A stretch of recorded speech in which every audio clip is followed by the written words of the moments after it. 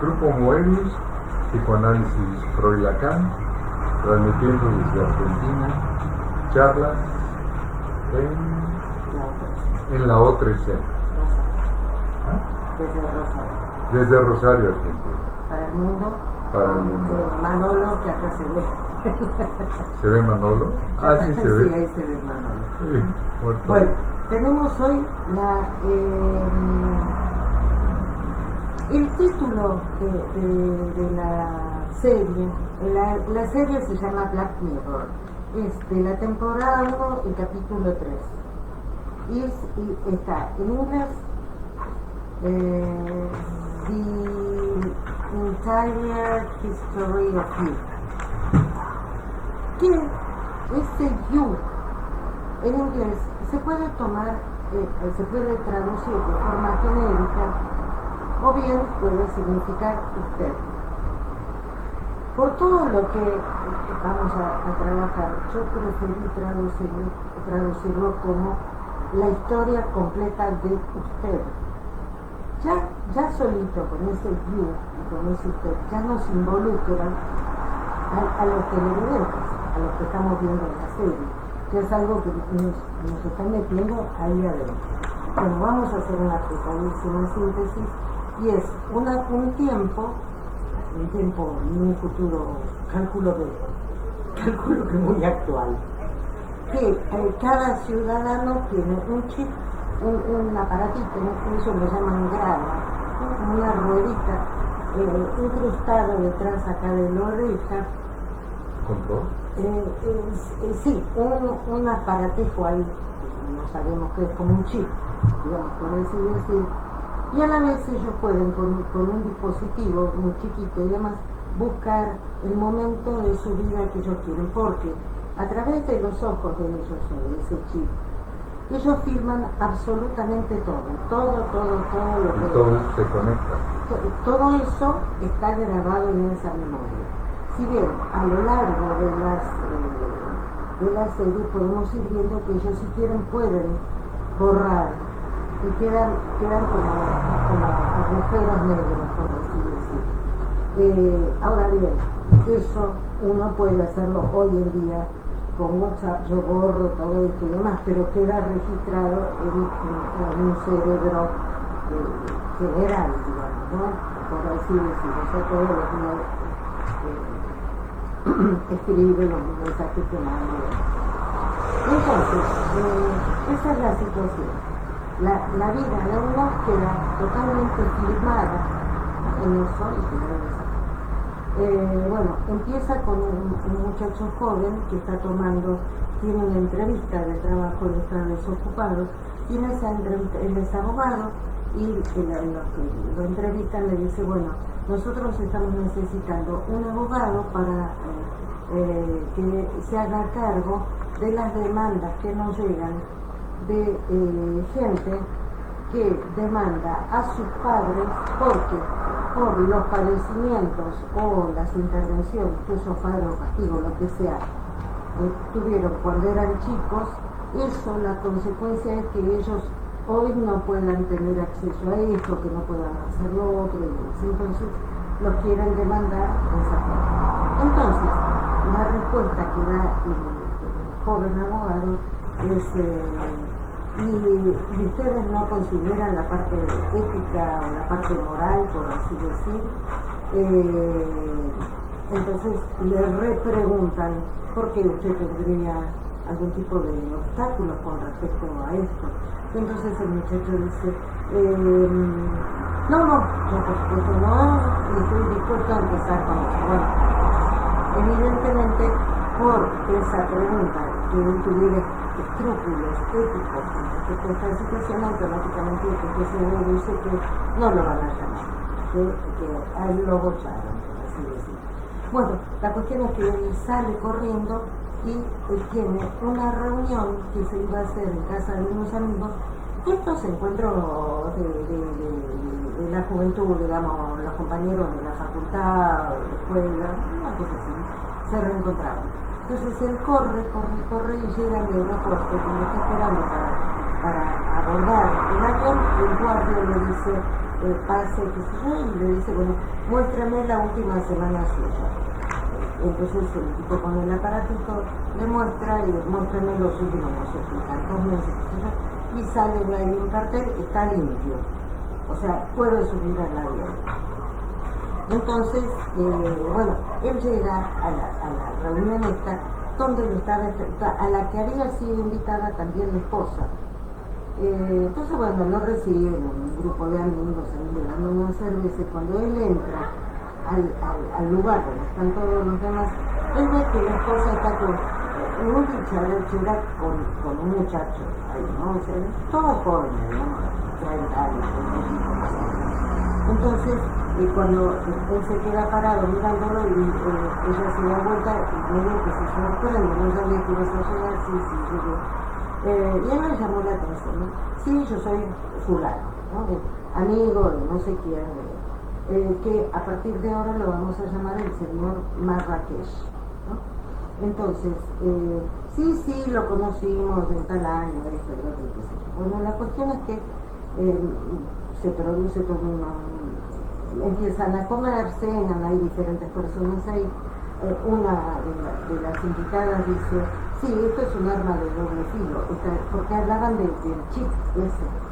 Dice, porque realmente a uno le pueden insertar memoria de lugares que jamás estuvo, pero que uno puede llegar a pensar que sí estuvo. O sea, a uno lo convence de que eso estuvo así. Sí, dice, lo que pasa es que se registra todo. Y el señor Marrakech dice, realmente es no sé cómo pensarlo, porque, basta Manolo, porque de golpe uno se casa y dice, y uno ya realmente se casa simplemente por tener algo por qué hablar, que es esto, que lo otro, qué sé yo, dice, porque ya es como que con la pareja, dice, ya no hay nada en común.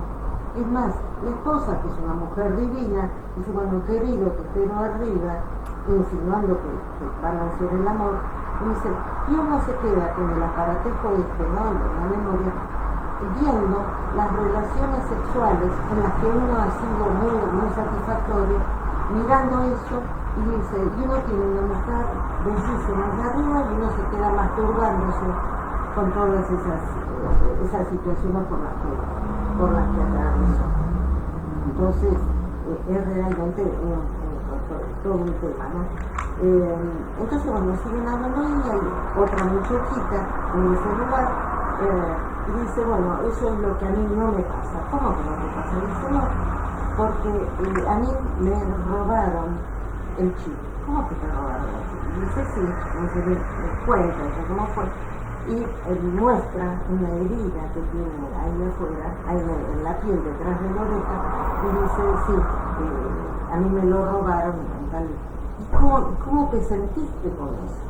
¿Cómo lo viviste? Dice, no, eso es una agonía, realmente es una agonía. La puerta se está golpeando, no. Estemos todos distrayendo.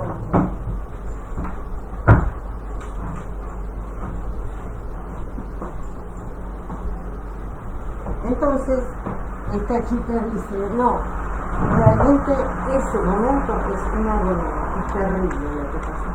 Pero después, es que yo estoy viviendo el momento, tengo mis recuerdos, qué sé yo, y la verdad que soy más feliz ahora, dice ella. Bueno, termina la reunión y demás, y ese muchacho, el abogado, que se quedó con la espina de lo que él había visto con la esposa, el fulano mismo, empieza a ver, revisa, y entonces habla con la esposa y le dice, pero escúchame, ¿qué fue? Porque tú cambiaste de presente, ahí estuvo raro, lo voy a pensar raro.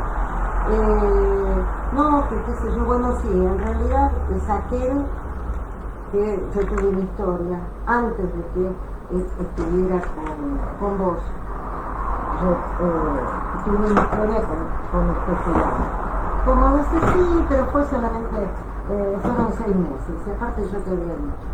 Pero sí, me dijiste que había sido una semana. No, bueno, sí, que qué sé yo, qué sé yo. La cuestión es que él se queda con toda esa historia mal. toda la cuestión que va y le dice a ella que le muestre. Ellos tienen una hijita de un año y medio, una cosa así. Va a buscar al fulano agarra, se emborracha, va a buscar al fulano al señor Marrakech. El tipo la reconoce y le muestra toda la historia que habían tenido. O sea, el ve. Entonces vuelve a la casa, se encuentra con la mujer, él dice, a ver, mostrame, y entonces ella muestra toda la cuestión y resulta ser que había sido en la misma habitación de ella, porque él reconoce un cuadro que se había dispuesto, y el momento había sido 1 año y medio atrás, cuando ellos habían tenido, se habían separado, no andaban bien. Entonces ella va y busca al muchacho entonces la siguiente escena, él directamente está en el baño y con un alicate se arranca el chip, cae la sangre y ahí termina el capítulo. No, realmente interesantísimo, ¿no? Porque uno automáticamente empieza a pensar qué es la memoria, de qué se trata la memoria. Es solamente cuál es la memoria, de qué se trata la memoria.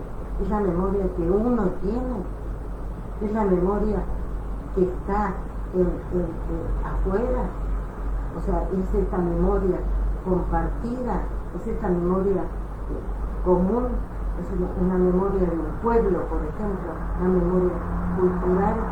¿Qué es la memoria? ¿De qué se trata la memoria? Entonces, nosotros tenemos que pensar que desde Freud, desde el psicoanálisis, lo que se llama memoria es una marca que me ha quedado de una situación, de un encuentro que yo he tenido con este gran otro, que es este entorno, que está que es mi no yo, digamos, soy yo y lo que está por fuera de mí. Y en la interacción con ese gran otro, con esto cultural, que en principio son las relaciones más cercanas, pero después eso se va agrandando a medida que uno va viviendo, van quedando esas marcas. Pero no queda toda la marca, porque es imposible que yo pueda ingresar todo el objeto a mi aparato psíquico.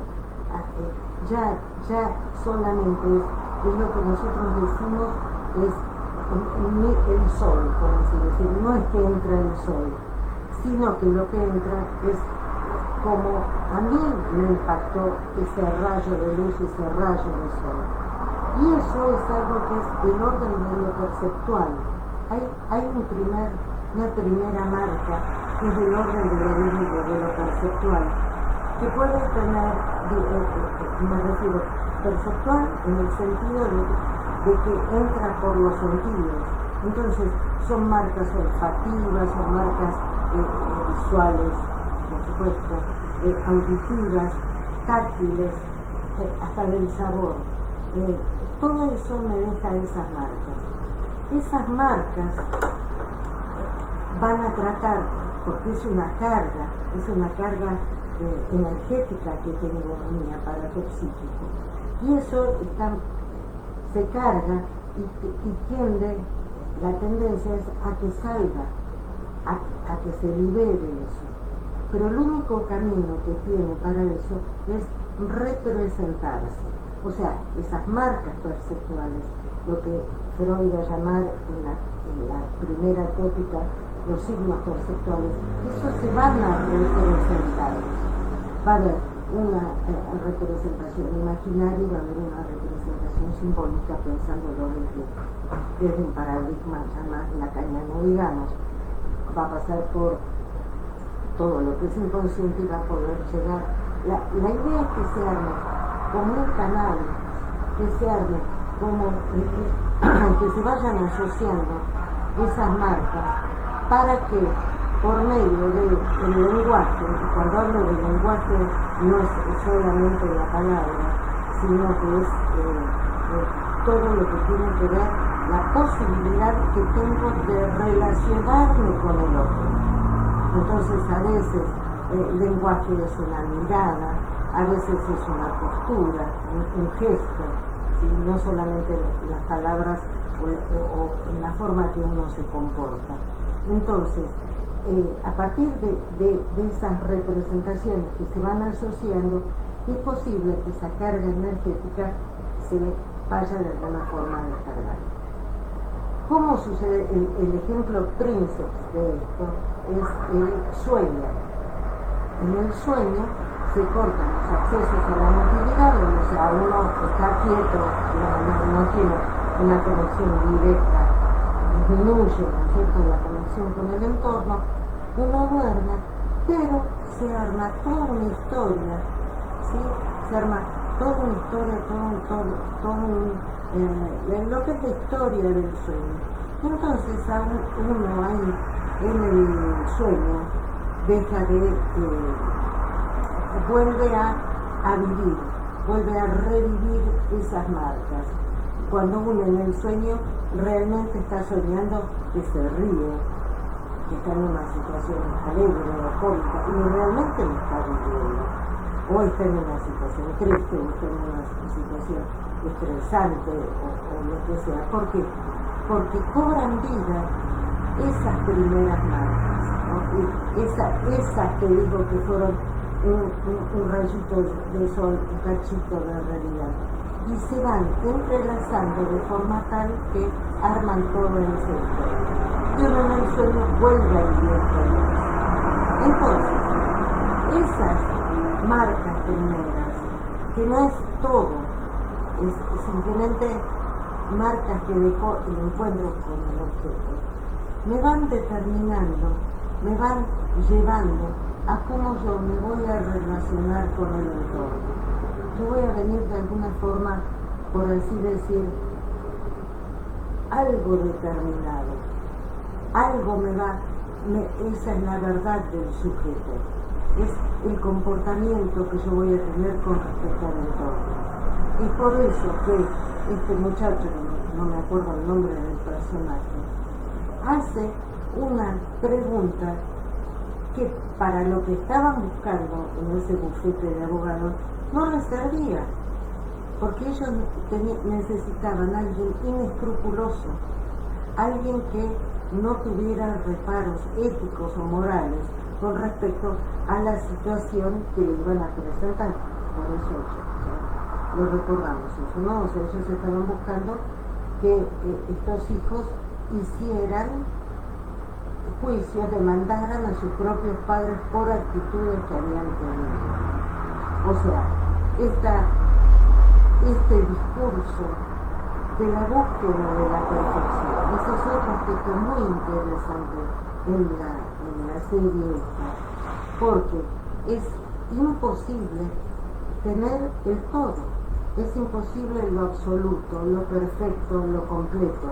La prueba está que las primeras marcas yo no puedo meter el sol adentro mío, simplemente voy a tener las marcas que ese encuentro me dijo.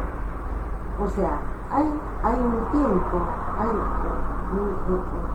los primeros tiempos de la vida y de la relación que uno tiene, que uno pasa a ocupar el lugar, uno siente como que uno es todo para esa madre. O sea, uno está en el lugar del ideal, es lo máximo, ¿no es cierto? Pero a poco andar, esta madre nos va mostrando que ella todo no lo puede, que es un sujeto, lo decía antes, que va a tener otros intereses. Y entonces, en ese recorrido, que Freud lo llamó el recorrido holístico, uno, a lo largo de todo eso, va a salir aceptando que todo no se puede. Va a saber que hay una falta, que uno lo forma, que uno es parte de uno, y que justamente por el hecho de tener esa falta, por no ser absoluto y completo, es que uno deviene deseante, porque como a uno le falta, va a querer ir por la vida buscando con esa utopía, esa quimera, eso de que es posible que yo pueda llegar a tener todo. Entonces uno de pronto se recibe de abogado, por así decirlo. El abogado, tengo el título, ya con esto toco el cielo con las manos. Y resulta ser que, ¿a poco? Pero como no estará tan feliz con él? Sí, no, pero estoy tan solo, necesitaría una pareja, o no sé, un auto, un carro, o no sé, algo, ¿no es cierto? O sea, uno va deseante, ¿no es cierto? Uno se va moviendo por la vida deseante. Entonces, dice Freud, hay una anécdota que una vez se le acercó una señora embarazada y le dijo a Freud que le dijera cómo tenía que ser para ser perfecta, para ser la madre perfecta. Entonces Freud le dijo, mire, haga como haga, siempre lo va a hacer mal. Lo único que le puedo decir es que lo haga con mucho amor. O sea, ya desde decir, los padres somos faltos, no somos perfectos, no es algo que es justamente la esencia de la vida, lo que nos hace ir deseando, lo que nos hace ir andando por la vida, es tener esas carencias, es haber tenido padres que no son perfectos y que uno por supuesto siempre se pasa criticando, porque si mi padre hubiera hecho esto, si mi madre no sé qué, si no me hubieran puesto en un orfelinato, si no se hubiera muerto, ta. O sea, esa es la vida. Entonces, lo que nos viene a traer este capítulo, ¿no? de la serie de Carlan Terror es justamente la negación de, y hasta incluso yo diría la renegación de esa situación. Entonces, hay toda una situación de poder, ¿no? Es, el doctor Branten hablaba del ombliguero, como que todos habría un gran hormiguero, pero en vez de tener hormigas habría hombres médicos, que cada uno, incluso hay una pintura de Varo, ¿cómo se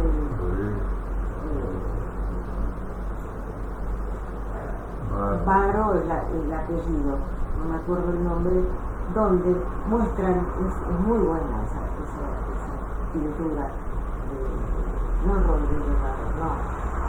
Bueno, la pintura es todas torres, es como si fueran edificios, digamos, y a través de las ventanas se ven Remedios Varo, exacto. Gente que está haciendo cosas, que uno está cocinando, la otra está viendo televisión, la otra está no sé qué, pero de cada una de estas personas sale un hilo, así, un hilo de seda finito, donde todos se unen en el cielo, o hasta mira, me voy a ver, de pensar en algo que es como una luz, como una torre, digamos, donde van todo, ¿no?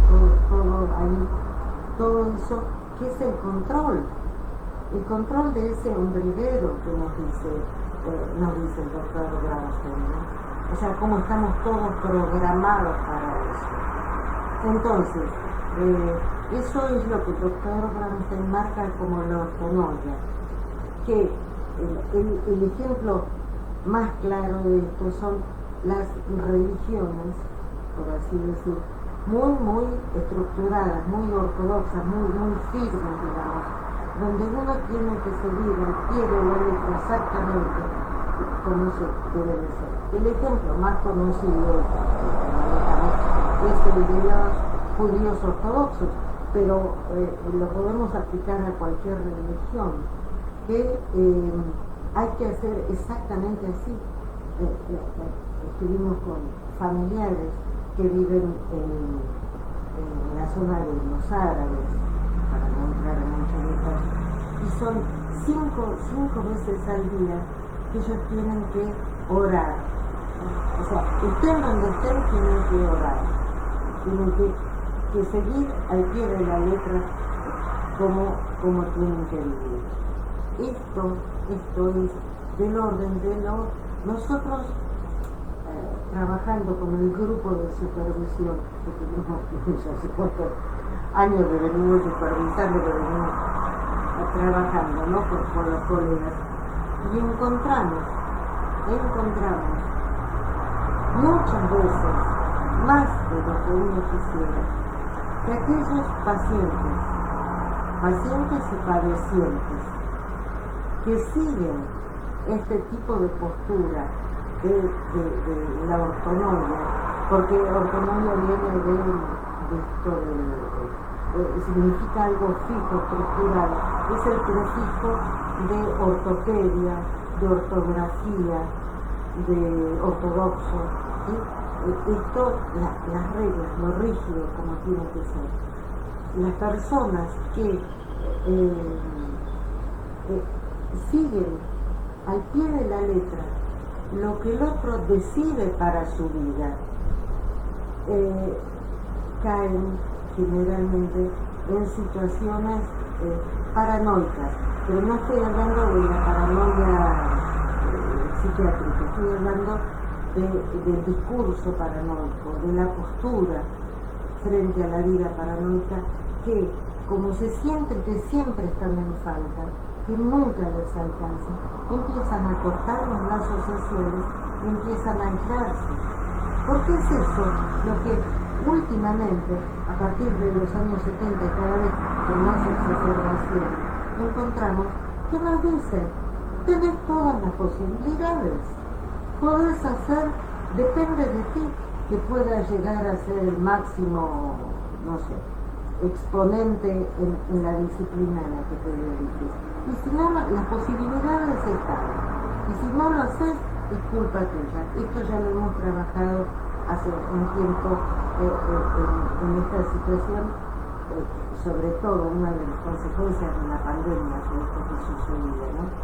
Y el hecho de que la depresión es la primera epidemia mundial y la automedicación, la venta de estos ansiolíticos, de todas estas, para poder sentirse mejor y mejor.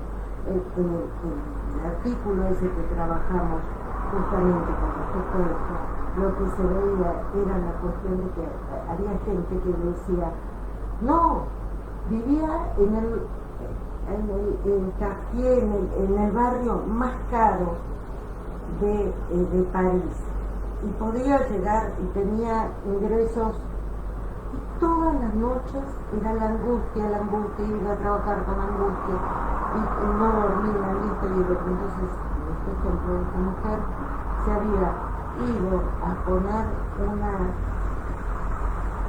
defensa, reproducción de no sé qué, algo natural, como que están saliendo de las universidades, las más reconocidas del mundo, gente joven que patean el tablero y dicen: no, yo quiero vivir mi vida, es muy corta la vida como para meterme en este andarivel.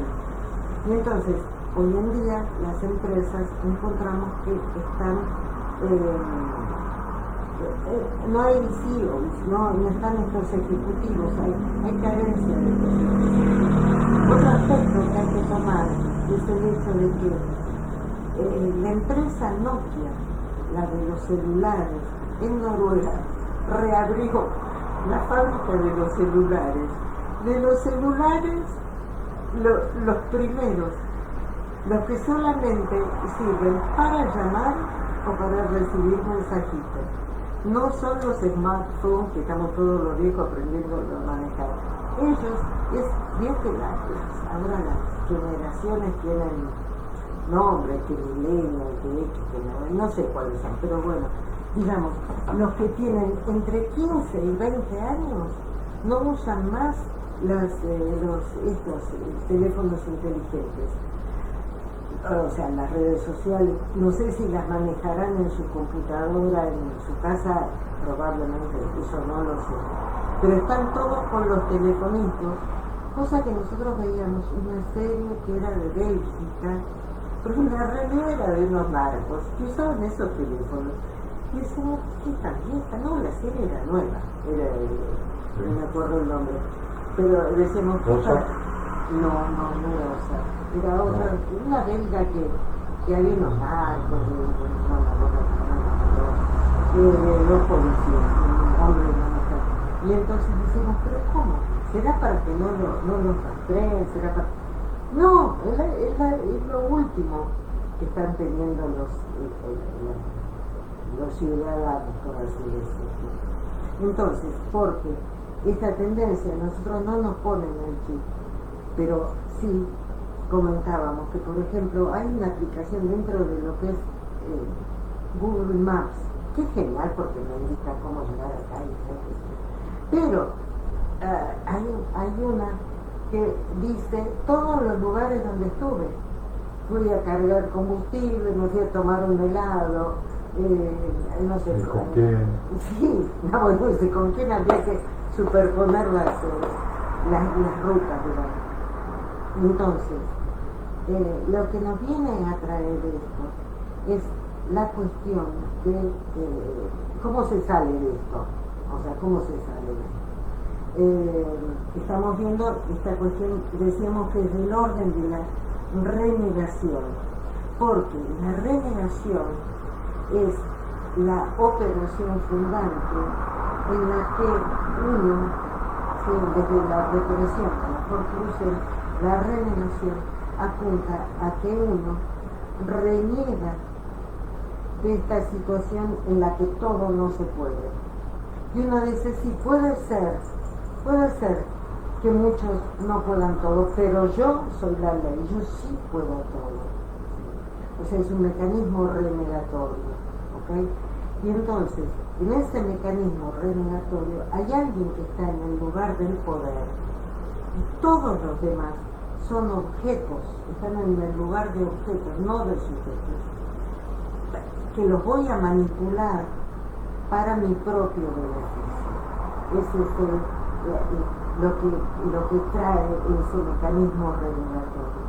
No encontrar al otro como un sujeto deseante, o sea, que tiene una falta, que reconoce la falta, que quiere, uno se relaciona, puede hablar, puede escuchar, ¿sí? Sino son objetos a merced de mi propio beneficio. Entonces, en esta conversación que se da entre estos amigos, sí, que estaban compartiendo, había una persona que decía, bueno, te pueden meter en ese chip cualquier cosa y vos terminas convenciéndote de que estuviste en un lugar y no lo fuiste. O sea, hasta que puedan llegar a manipular esa cuestión de que uno dice, porque la postura frente a la realidad se mueve, o sea, uno, el todo, la lectura total de la realidad no se puede detener. Basta que uno sea testigo de un choque de dos autos en la calle y bajan los dos tienen razón. Y para ellos lo sienten así, hasta cuando se agarran a la piña, me refiero. Yo esto o lo otro, no sé qué, no sé cómo. O sea, cada uno tiene su propia versión de eso. O sea, así la realidad total y completa, eso es imposible. Entonces, la postura frente a la realidad es, o sea, es como que uno la ve a través de un cristal, digamos, ¿no es cierto? Entonces, así como en la escala calor y frío, o sea, la escala de la temperatura, sin alusión a lo que se comentaba, se mueve en la misma escala, del mismo modo que amor-odio se mueven en la misma escala, en otra escala podemos tener cordura y locura. Nos movemos en la misma escala. Cuanto más cercanos estamos de la realidad, digamos que más cuerdos estamos. Pero cuanto más nos alejamos de la realidad, caemos en esta cuestión de la locura. Entonces, el hecho de que uno, a quien no le ha pasado en su vida, que dice, ¿qué? Pero vos me dijiste eso. Vos, así, vos sabés que no lo registré. Sabés que no. Pero sí, vos estabas sentada así, y así. No lo registré. No me puedo acordar de esta situación. ¿Sí? O sea, uno queda como en la duda. Uno queda como, ¿qué me pasa? ¿No? ¿Qué me pasa? Entonces, si a mí me meten en la memoria, en ese chip, situaciones, puedo caer en esa situación, creo. Estoy loco, no, ¿cómo fue? ¿No? O sea, por eso digo que muchas veces nosotros encontramos que cuando es tan exacerbado, tan rígido el discurso ortonoico, se puede caer en esto del aislamiento, en este discurso paranoico que, insisto, no tiene que ver con la psiquiatría, con la vida, sino que tiene que ver con esto de aislarse, de algo que uno va cayendo en esa locura. Estoy diciendo que están en el mismo recorrido. Bueno, ¿cómo se sale de esto? ¿Cómo es esto? Bueno, justamente la salida de esto es el discurso metanoico que nos dice el doctor Bernstein, que es ese que uno puede empezar a hacerse cargo de las decisiones que ha ido tomando en la vida, con responsabilidad, no con culpa. No se trata de clavarse los puñales, sino con responsabilidad, ¿no? Que uno ha ido tomando ciertas decisiones e ir creando, buscando, generando nuevos caminos, por donde yo realmente quiero ir. ¿Cuál es realmente mi deseo? ¿A dónde estoy apuntando? ¿Qué es lo que quiero ser y hacer? Entonces, tenemos esta situación, todo este recorrido. La prueba está de esto, que la muchachita esta, que le sacaron, le robaron el chip de la oreja, dice, sí, fue terrible haber perdido toda la memoria, esa. ¿Sí? Pero ahora vivo cada momento y lo capitalizo, lo aquilato, porque me acuesto con un hombre a la vez y disfruto ese hombre a la vez y me relaciono con él desde su historia, desde su recorrido, desde lo que ella va sintiendo, no de lo que tiene que, cómo tiene que hacerse o cómo tiene que ser. Entonces, dice, soy más feliz, dice ella. Y es lo que él está intentando, el protagonista de la serie, ¿no? El abogado. Está, al sacarse el chip, está tratando de recuperar su esencia, porque hasta ahí era como le habían dicho que tenía que ser. Entonces, hubo una pregunta al principio que decíamos, esto tiene que ver con cómo es la memoria colectiva, cómo es esto de la cultura, un determinado país, ¿no? Una determinada nación que tiene todo ese recorrido. Entonces, si bien la memoria de todo un pueblo está en lo vivido, en común con los conciudadanos, digamos, con los compatriotas, con los paisanos, digamos, eso hay que ser muy cuidadoso, porque puede haber discursos, relatos que se imponen y uno los compra, uno se traga ese sapo.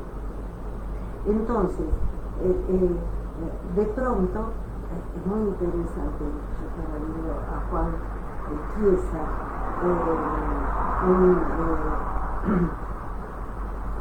es un arquitecto que está en YouTube y que trabaja justamente este tema de la memoria.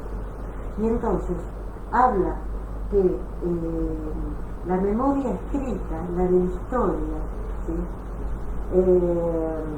Es esa la que no compra, la que no le dan en el, ¿cómo se llama? En la escuela, ¿no? Un discurso hegemónico. Claro, un discurso hegemónico que uno lo toma, digamos, ¿no? Del mismo modo, dice que hay de pronto monumentos, y entonces cuenta cómo en el siglo XIX y principios del XX los monumentos y los cuadros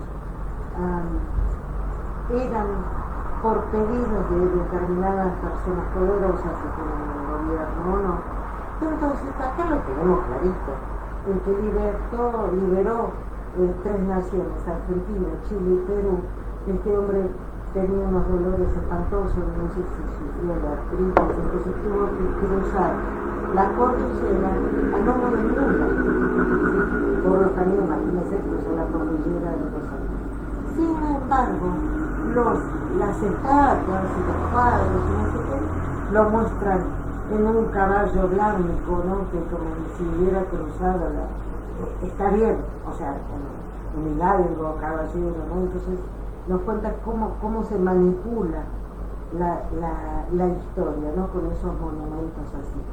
Sin embargo, en el siglo XX ya los monumentos no solamente son para